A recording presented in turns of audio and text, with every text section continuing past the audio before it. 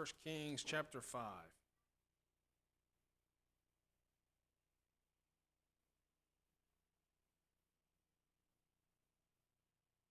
Opportunity to stretch here. Well, that's what you need. I'm not going to read the whole chapter, though. We'll just read a couple sections. But let's start with 1 Kings 5, verse 10 through 18. It says, let's see here. So Hiram gave Solomon cedar trees and fir trees according to all his desire. And Solomon gave Hiram 20,000 measures of wheat for food to his household. Am I in the right place? Yeah. And 20 measures of pure oil. Thus gave Solomon to Hiram year by year. And the Lord gave Solomon wisdom as he promised him. And there was peace between Hiram and Solomon, and they two made a league together. And King Solomon raised a levy out of all Israel, and the levy was 30,000 men. And he sent them to Lebanon, 10,000 a month by course. A month they were in Lebanon, and 2 months at home. And Adoniram was over the levy. Let's see here. Let me read to the end of the chapter. And Solomon had 70,000 that bare burdens, and 70,000 hewers in the mountains, beside the chief of Solomon's officers, which were over the work, 3,300, which ruled over the people that wrought in the work. And the king commanded, and they brought great stones, costly stones, and huge stones to lay the foundation of the house. And Solomon's builders and Hiram's builders did hew them, and the stone quarters. So they prepared timber and stones to build the house. Now let's go ahead and jump forward to chapter 9.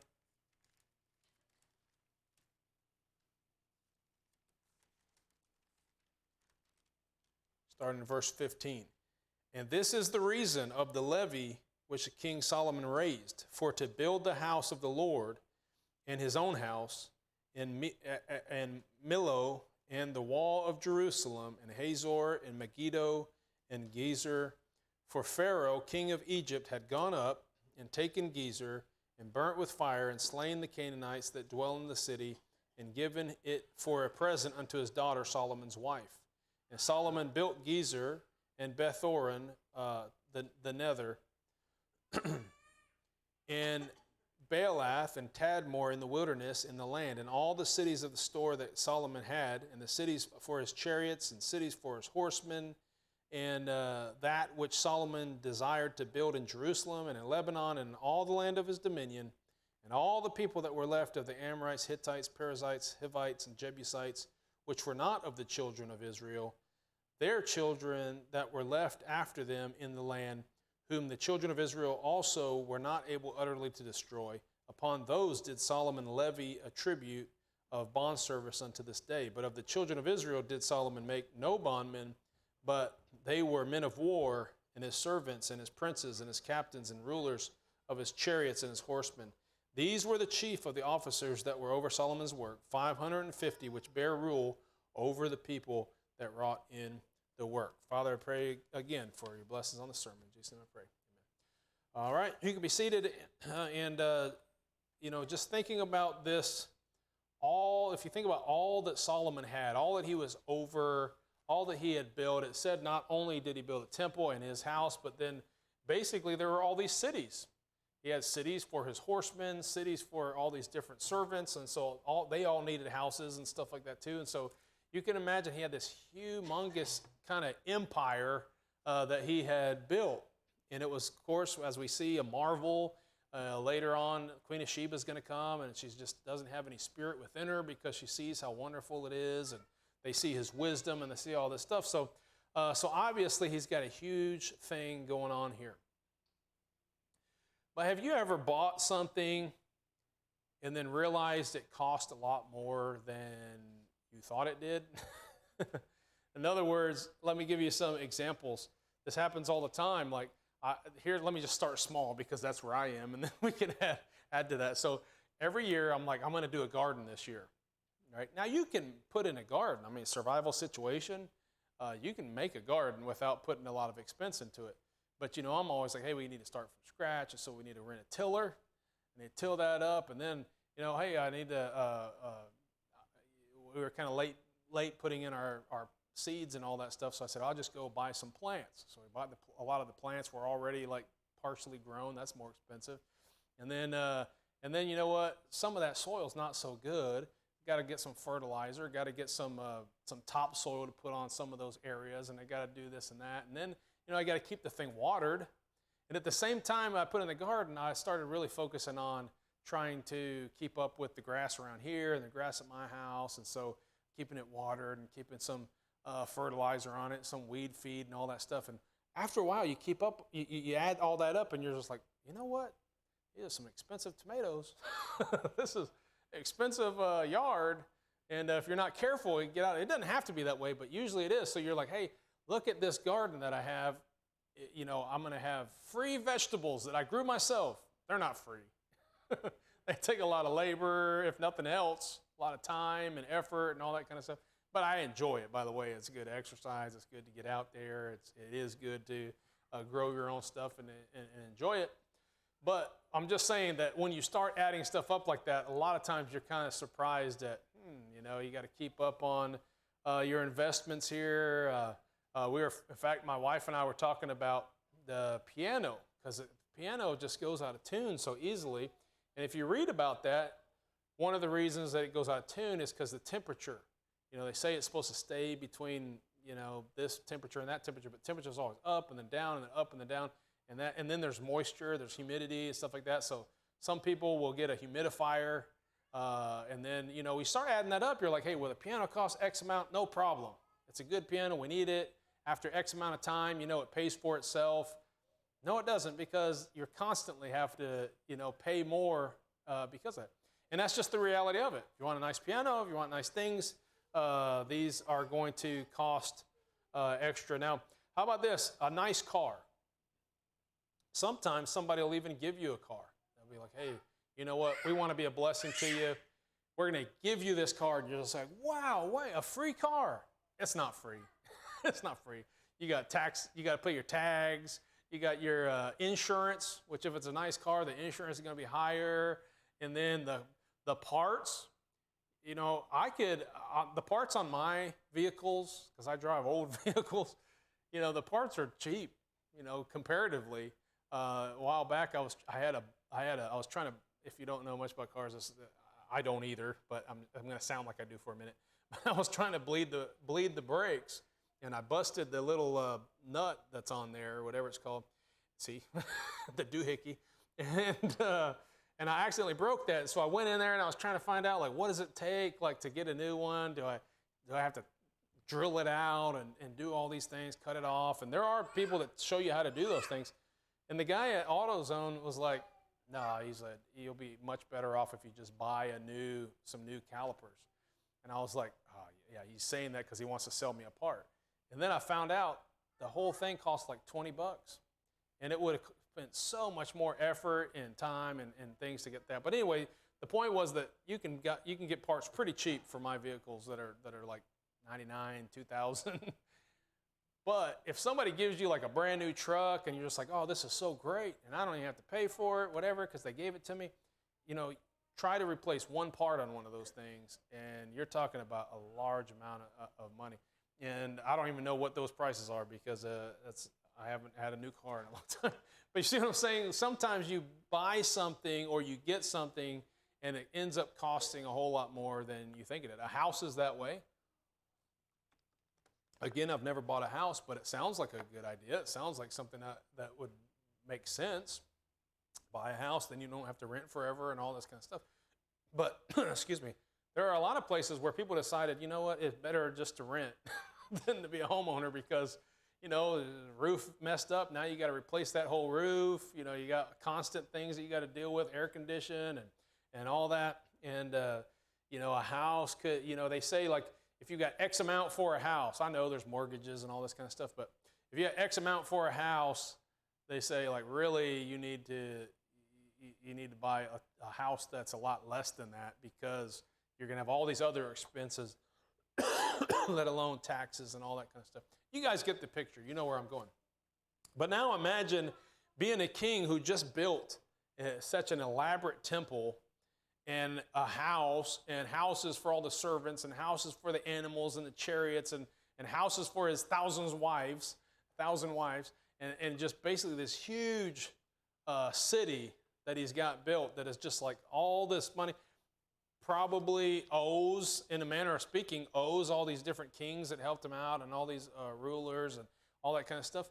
But then, he's and he has, you read through there, and he promised somebody a certain amount of land, and then when they got that land, they weren't very happy with it and all that stuff. But anyway, basically, a lot of deals going on, and a lot of commitments, and a lot of, hey, I'll pay you back, and all this kind of stuff. So we're talking about a huge project, 20-year project, which is what I talked about last week.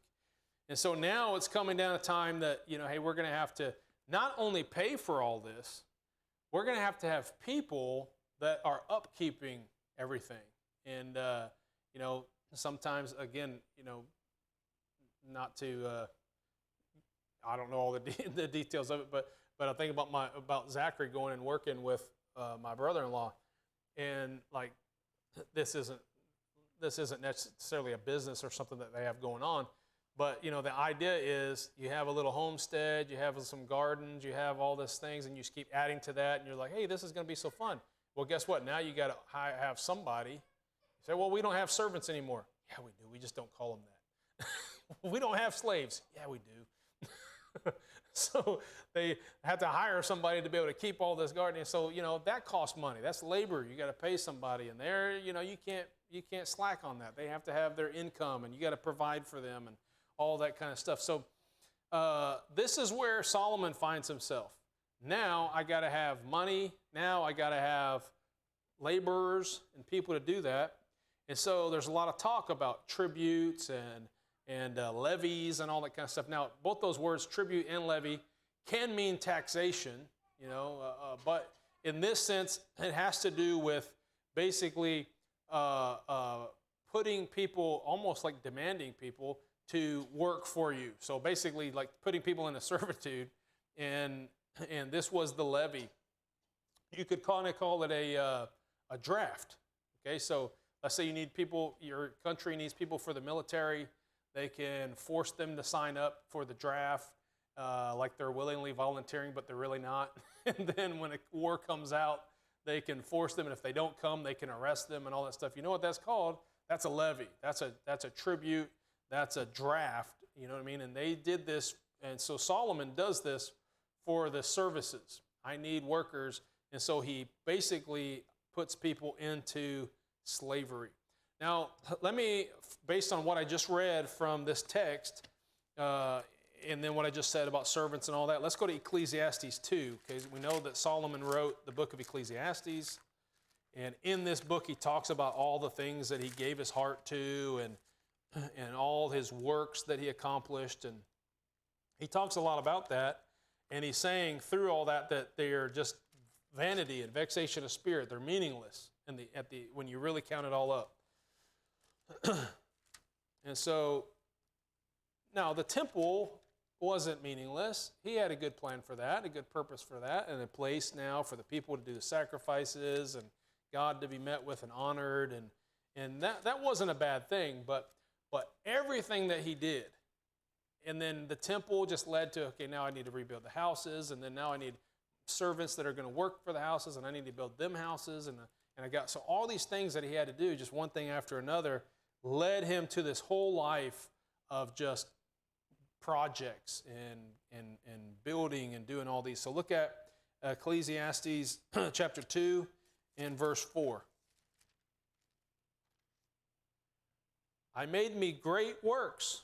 I builded me houses. I planted me vineyards. I made me gardens and orchards, and I planted trees in them of all kinds of fruits. I made me pools of water to water wherewith the wood that bringeth forth trees. I got me servants and maidens, and had servants born in my house. Also I had great possessions of great and small cattle above all that were in Jerusalem before me. I gathered me also silver and gold and the peculiar treasure of the king kings and of the provinces. I gat me men singers and women singers, and the delights of the sons of men as musical instruments, and that of all sorts. So I was great and increased more than all that were before me in Jerusalem. Also my wisdom remaineth with me. And whatsoever mine eyes desired, I kept not from them. I withheld not my heart from any joy, for my heart rejoiced in all my labor, and that was my portion of all my labor. Then I looked on all the works that my hands had wrought, and on the labor that I had labored to do, and behold, all was vanity and vexation of spirit, and there was no profit under the sun. Of course, this is, we read chapter 12, and he's come back around, and he's saying, hey, this is all that really matters is to serve God and obey him. But this whole book is written from this mindset of all that I do in this flesh that's not for the Lord is just meaningless. It doesn't really, that's his final conclusion after giving a whole life of trying to just gratify himself and get all these things and whatever he can. So now we see that he's at this point, he's got these servants and they're born in his house. We know from reading 1 Kings chapter 9 that the servants were the leftover remnants from the Hittites and the Perizzites and the Jebusites or whatever, all those people that they had taken out of the land, but they didn't kill them all. And so they took some of them basically to be slaves. And so now they're making them, putting them over this work. Now, they used Jews too, but they weren't quite bond servants. They weren't the same thing. All right, they did have Jews as soldiers and workers and stuff like that. But mostly it seems like this Levy was people, who had been there from other countries, whatever. So basically servants. And he talks about that in Ecclesiastes. I got me servants, and some were born in my house, and all that kind of stuff. This is what he's talking about. Now, levies and tributes and taxes, all that kind of stuff, that they become necessary to run a city that's that extravagant. Look at Joshua chapter 16.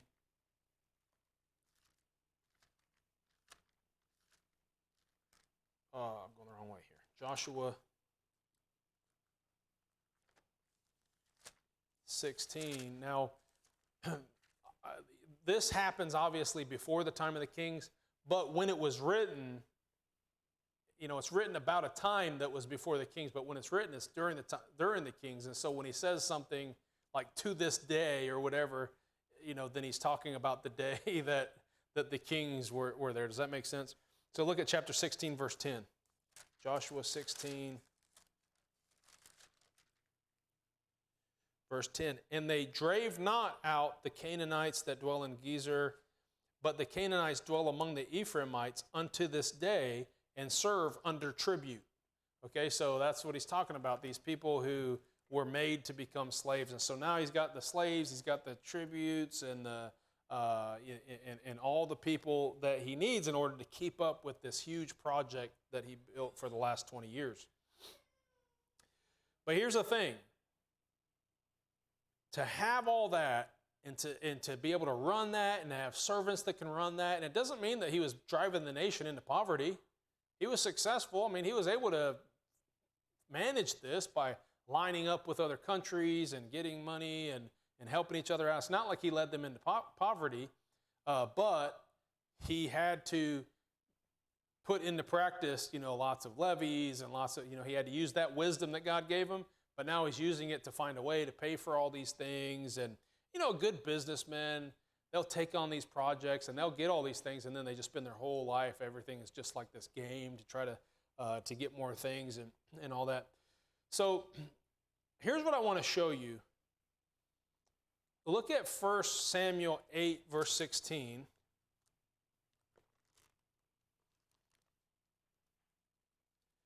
First Samuel 8, verse 16. Now, this is, remember, Saul was the first king, and then David took his place, and now Solomon is David's son, so that's only the third king of Israel at this point. Before that, they didn't have kings. God didn't want them to have kings. God would just raise up a prophet. The prophet would say, this is what God said. They would have judges or rulers that could lead the people. There's priests at the temple and all those kinds of things, but there wasn't a king that was telling everybody what to do and building these lofty houses and stuff like that. Okay, so look at 1 Samuel 8, verse 16. And God actually had already told them this is what's going to happen whenever you have a king. But he gave them the king because that's what they are demanding. And so he said, all right, I'll give you a king. And at first, he was a good king. Saul even loved the Lord, but then later on, he ends up being bad. Things go to his head and all this. But here's what was predicted. Verse 16 says, and he will take your he would take your men servants and your maid servants and your goodliest young men and your asses and put them to his work. He will take a tenth of your sheep, and ye shall be his servants. And ye shall cry out in the day because your king, which ye shall have chosen you, and the Lord will not hear you in that day. Okay, so they're all those that are in servitude, and they find themselves in this bad situation. They're complaining, and the thing is that this is exactly what they wanted. Now, I don't know, throughout history, we've had times, obviously, where the people rose up and said, hey, there's overtaxation, or there's just, too much, there's slavery or whatever, so they've gone to war about that. But at the end of the day, all these things are because this is what, the kings are trying to provide all these huge things, these lofty things, and making the people happy. My mind goes to where we are in a country right now. Like, people are complaining, and whether or not there's an agenda behind it, I'm going to leave that out, the conspiracy theories and all that. But let's just look at what's clear before our eyes.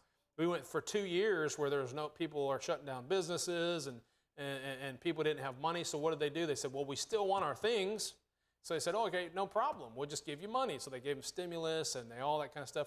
And now, 2 years later, people are like, oh, the gas prices are ridiculous. And, oh, meat's like 4 times what it was last year.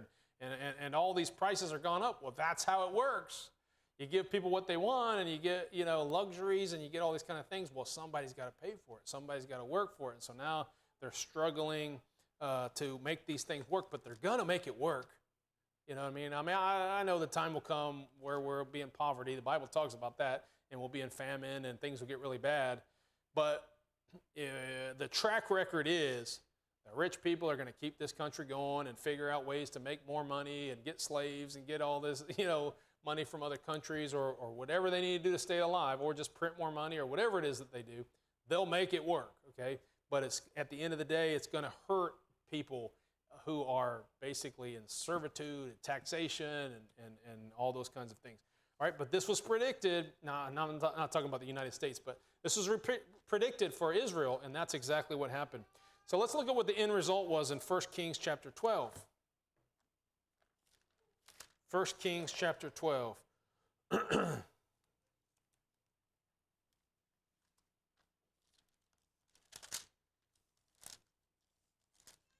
forgot to write down the exact verse, but in this passage, we see Solomon's son.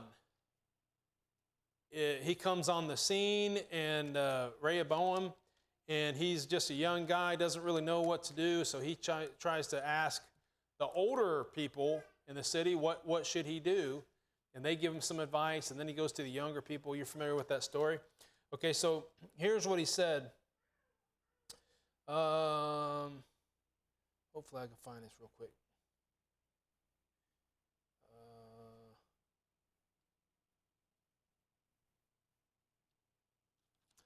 Maybe it was before this. I bet you it was. Okay, look at verse 4. So here's what they're telling Rehoboam. Thy father made our yoke grievous. Now, therefore, make thou the grievous service of thy father and his heavy yoke which he put on us lighter, and we will serve thee. Okay, so then he's going to go and get counsel on that and say, should I make their yoke lighter or should I make it harder because they're complaining about it or whatever?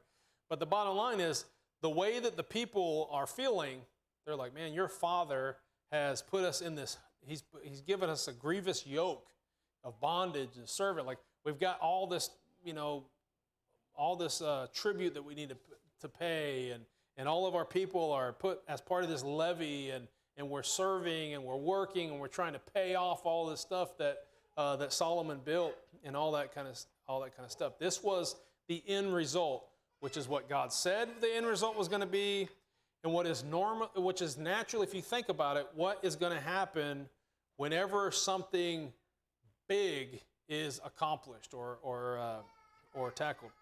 I'm going to give you these points really quickly for the sake of time. I put a lot of time into that introduction, so let me just give you these points here, okay? So number one, accomplishing big things takes a lot of resources.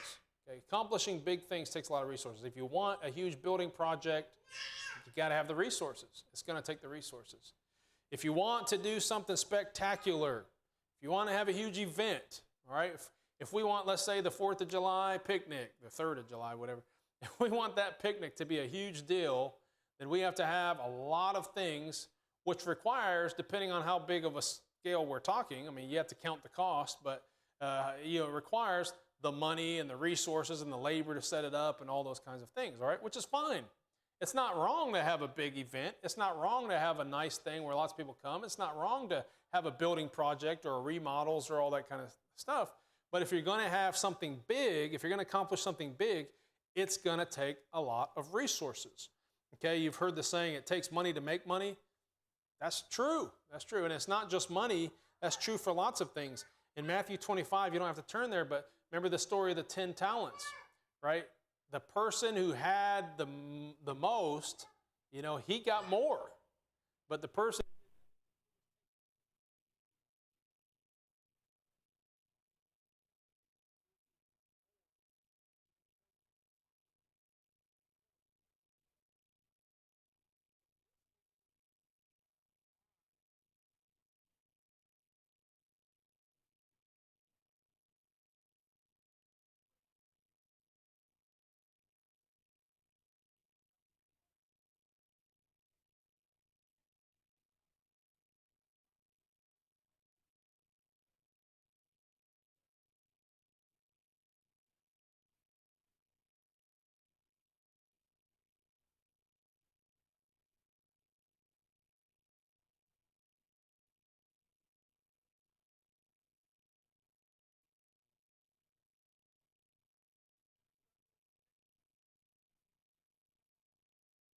stories of billions,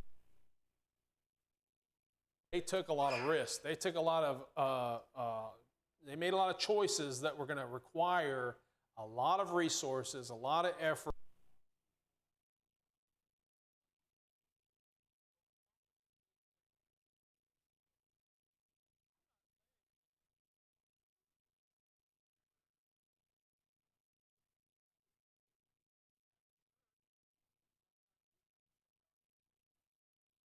Or seems a little big or whatever.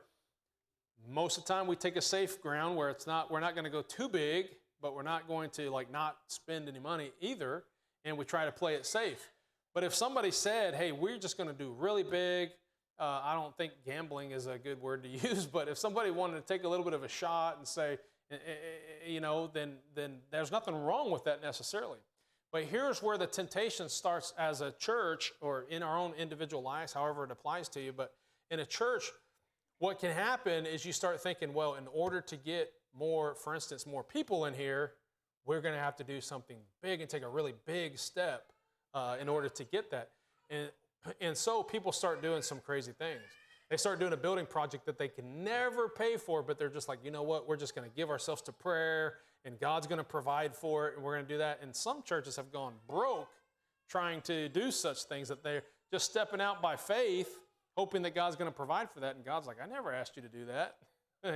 So they got to be careful. But sometimes it pays off, and sometimes in the end, they are able to accomplish a lot, and they are able to grow, and they are able to do those kinds of things. So the temptation is there. But that brings me to my second point. Okay, number one, accomplishing big things takes a lot of resources. Number two, having the resources can lead to a lust for more. So that's where the problem is. Now you got the nice building, and you're just like, what else can we get that's really nice? What else can we spend more money on? What else can we? And it becomes this lust that consumes a person. Another word for lust is covetousness. Look at Romans 7:7. I'll show you that real quick. Romans 7:7. What shall we say then? Is the law sin? God forbid. Nay, I had not known sin but by the law. For I had not known lust, except the law had said, thou shalt not covet. Okay, so, and he goes on with some other examples. So he's saying, like, he's using lust and covet there as synonyms. And so covetousness is basically lusting after something. And so what happens is a lot of people, and I keep going in my mind applying this to churches, but a lot of times a church will take big risks, and maybe they'll borrow a big amount of money from the bank or whatever, and they'll do all these remodeling or these building projects, and they'll go above and beyond what they need to. And I've known a lot of preachers. In fact, I almost went and worked for one, and it ended up being the reason why I didn't go. I mean, the reason I didn't go because God didn't want me to. But the way that it turned out was he was taking these huge risks, and then it came down to, like, you know what? I kind of went too far and really didn't plan this out. And so, but we were happy about it because the Lord was confirming to us that that's not where we were supposed to go. But the thing that I'm trying to get at is a lot of churches do this, and they're just holding on, and they're crossing their fingers, so to speak, and they're saying, like, if this is either going to work and everything's going to be great, or it's not going to work and we're in big trouble. And so they just spend all their time praying and asking God to. But here's what happens. If it works, and now they got all these great, wonderful things, and nice, building, and a lot of programs to attract people or whatever, now there starts to be this lust that consumes them, and they want more, and they want to be able to see more profit, and more success and all that kind of stuff. This is what happened in the life of the kings here. Even Solomon seems to have this lust for more. And then here's what happens. That lust for more, it might not necessarily be more money, okay, but I think this verse still applies. The love of money is the root of all evil. Okay, so that's the last point. The love of money is the root of all evil. Accomplishing big things takes resources, but then having the resources leads to lust for more, and then the love of money, that lust there, that covetousness, that love of money is the root of all evil. That's 1 Timothy 6:10, if you want to read that sometime. So this is where it always seems to go. All throughout history, we see it be the case. We see that in the Bible with the nation of Israel. We see that with the kings. We see that, quite honestly, with most churches and movements and organizations today, Bible colleges and things like that. They have their moment of taking a risk, which isn't necessarily bad, and stepping out and accomplishing something big and saying, like, I've got a big vision. Think big or go home, right? Go big or go home. I guess that's how it goes. Not very good at colloquialisms. So some people are like, man, you got to think big and you got to do all these great things. And then they do it. That's fine. There's nothing wrong with that. Praise the Lord. Now you got more resources, you got more people, you got more things going on. But then eventually that turns into this covetousness for more. And then that covetousness turns into basically what becomes the root of all evil. And so they end up being bad, and then God has to take them out and restart things all over again. Almost every institution is like that, including, unfortunately, churches. Churches don't have to be that way. Jesus said, I will build my church, the gates of hell shall not prevail against it. If we let Jesus build his church, it won't be that way. But it's really tempting for man to intervene and to step in and do that, and then it's going to go to this cycle every time. Things will be good for a while, things will be growing, everything's exciting. None of that's bad. But then it turns into something else, and it ends up being this vicious cycle. But here's the reality of it too. Even in that, God works all things together for good, right? So even in that, God knew all along. When God said, okay, I'll give you a king, he knew that Saul was going to be jealous of David. I mean, he understood how it was all going to play out. And he said at the end, I'm going to humble them, and then they're going to come back to me. And, he knew how that was. He knows every church that ends up face planting because they got a little bit too big for their britches. He knows every person who in their family life takes on more than they can handle, and then next thing you know, their family's struggling, or whatever the case. King Solomon's levy is a good example of that. Even a levy is not bad. Getting workers is not bad. Having all the things that require all these servants, stuff like that, isn't bad. Having 1,000 wives is bad, but having all of those things isn't in and of itself bad, but it tends to lead towards this cycle. And we'll see that a lot of times in the Bible and in the lives of the kings. All right, let's go to Lord in prayer. Father, thank you for your word. I pray you help us not to be afraid to think big, not to be afraid to step out in faith when you've led us to do something. But at the same time, Lord, I pray that you help our hearts and our desires not to get in the way and desire the wrong things. I pray that you'll help us not to get covetous, and I pray that you'll help us to stay humble and subject to your will. And I do pray that you show us your will, Lord. We do want to see more accomplished for you. We do want to see growth with the church and with the activities that we do as far as accomplishing your will and bringing glory to your name. But Father, help us to stay away from getting involved in something like that that's going to lead us into covetousness and lead us away from your will that will destroy a generation or who knows how many generations of people before they turn back to you. I pray that you be glorified in our efforts to do your work. Keep us on the right page and the right mindset. And I pray in Jesus' name.